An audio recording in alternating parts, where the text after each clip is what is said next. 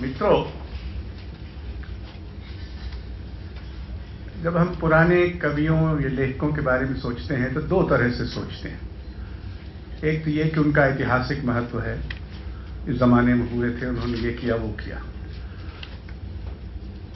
जब उनका वक्त बीत जाता है तो फिर वो हमारे ज्यादा काम के नहीं रहते, उनका ऐतिहासिक महत्व होता है। कुछ ऐसे होते हैं जो जिनको हम कालजयी कहते हैं, यानी क्लासिक। क्लासिक वो है जो हर समय प्रासंगिक है, यानी वो हर समय समकालीन भी है, प्राचीन होने के अलावा। तो कबीर उन कवियों में से हैं जो हैं तो 15वीं शताब्दी के, लेकिन जो 21वीं शताब्दी में भी प्रासंगिक है। कबीरा खड़ा बाजार में।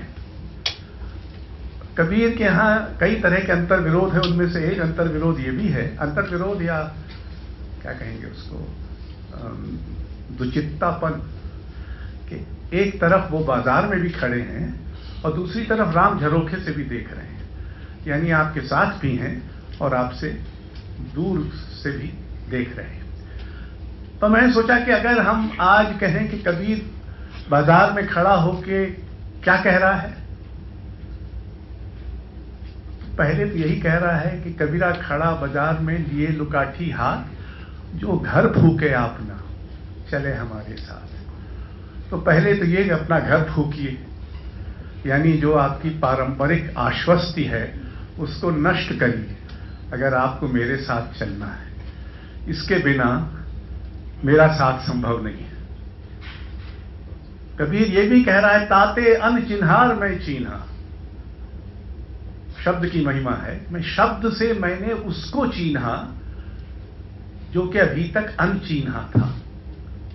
कविता का एक काम ये भी है कि आपको वहां ले जाए जहां पहले आप न गए हो, या गए भी हों तो जहां आपने इसको लक्ष्य न किया।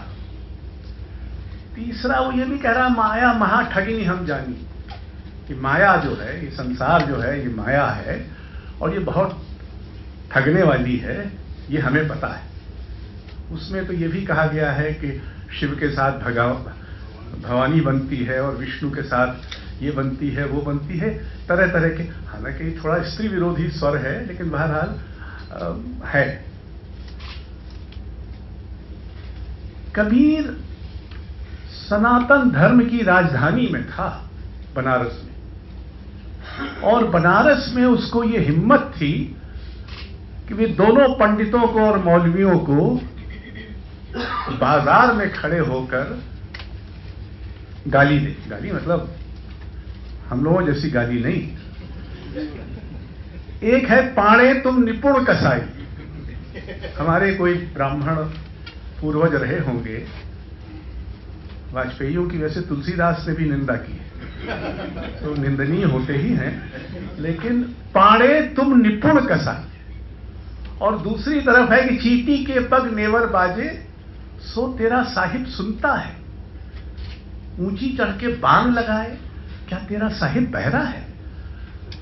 हालांकि अजान मेरे हिसाब से बहुत अच्छा संगीत होती है और अक्सर सुर में होती है, वो हिंदू कीर्तनों की तरह बेसुरी नहीं होती है, लेकिन फिर भी ये हिम्मत थी कबीर की। आज अगर हम अजान पे कुछ कह दें तो दंगा हो जाए, और कोई हमारी रामलीला पे कुछ कह दे तो दंगा हो जाए।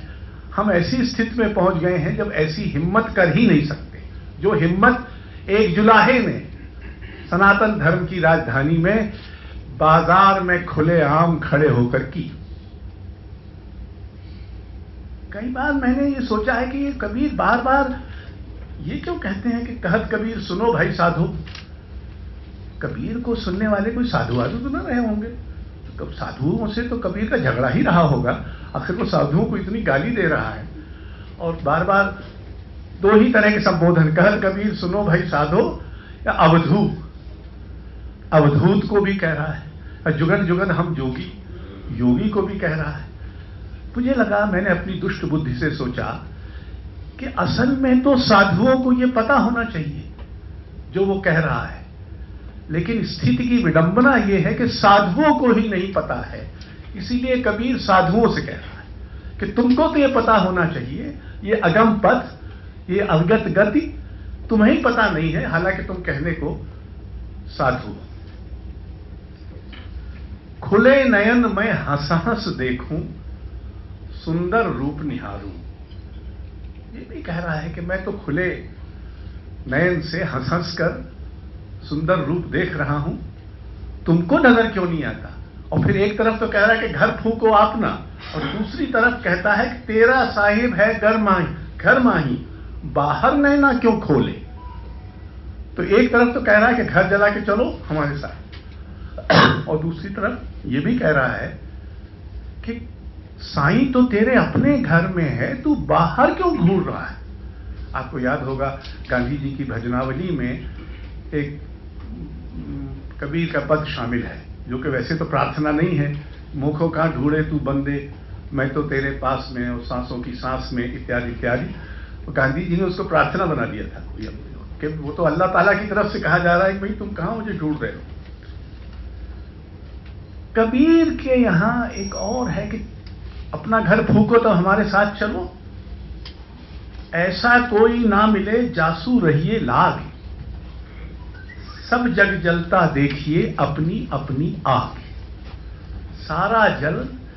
सारा जो जग है वो अपनी अपनी आग में जल रहा है, इसलिए आप किसी के साथ मिलकर नहीं रह सकते। तो बहरहाल मेरे हिसाब से फिलहाल कबीरा बाजार में खड़ा होकर ये कह रहा है, लेकिन हमारे बहुत विद्वान मित्र हैं जो बताएंगे वो और क्या कह रहा है। क्योंकि हालांकि कबीर के बारे में आप जानते ही हैं कि लगभग 1000 पद कबीर के नाम पर प्रचलित हैं। हमारे मित्र कुमार गंधर्व कबीर के बहुत बड़े गायक हुए, वो जो पद गाते थे उनमें से अधिकांश कबीर के बीजक में नहीं है। तो मैंने उनसे पूछा कि कहां से आप उठा लाए, कहता मानवीय परंपरा में है, हमें इससे क्या मतलब, किसने लिखे। तो कबीर तुलसीदास के साथ आप ऐसा व्यवहार नहीं कर सकते, उनका पूरा पक्का है, जो सही है सो सही है, प्रामाणिक है। कबीर के नाम जी बेहतर जानते हैं, मैं इतना विद्वान इत्यादि तो हूं नहीं, तो मैं नहीं जानता, लेकिन कबीर के बारे में यह है कि कम से कम 400 पद उनसे माने जाते हैं कि उनके हैं प्रामाणिक, बाकी 600 पद कहत कबीर सुनो भाई साधो के नाम से प्रचलित है, खुदा जाने किसने लिखे हैं। दूसरी बात यह है कि रविंद्रनाथ ने 1914 में पहली बार कबीर का विश्व प्रवेश कराया। क्षिति मोहन सेन ने 100 पद एकत्र किए। अब एक दूसरे कबीर विद्वान ने एक सिस्टम बनाया कि जो पद 5 पांडुलिपियों में हो वो 5 स्टार, जो 4 में हो वो 4 स्टार। पहले माना जाता था कि गुरु ग्रंथ साहब में ही पहली बार कबीर लिखित रूप में आए, लेकिन कुछ पांडुलिपियां मिली हैं जो उसके पहले की हैं। फिर भी कुल मिलाकर 100 बरस तक कबीर लिखे नहीं गए, लगभग 100 बरस। सिर्फ बानी है, वो कितनी बदल गई होगी, उसमें क्या होगा। पर ये 5 स्टार सिस्टम का एक जो नतीजा निकला वो बड़ा दिलचस्प है। वो ये निकला कि रविंद्रनाथ के 100 पदों में से कुल 1 पद ही प्रामाणिक है, बाकी 99 पद अप्रामाणिक हैं।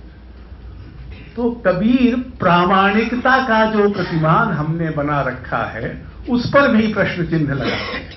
वो कहते हैं कि मैं ही कबीर नहीं हूं, और भी कबीर हो सकते हैं। और एक बाजार में खड़ा होकर कबीर इसके अलावा मित्रों और क्या कह सकता था।